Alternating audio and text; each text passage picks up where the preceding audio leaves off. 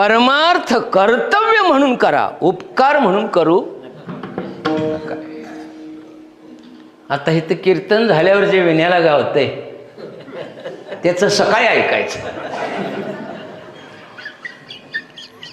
कीर्तन झाल्यानंतर आता कोण नसतं इथं, मग ते विण्याला एकटंच असते.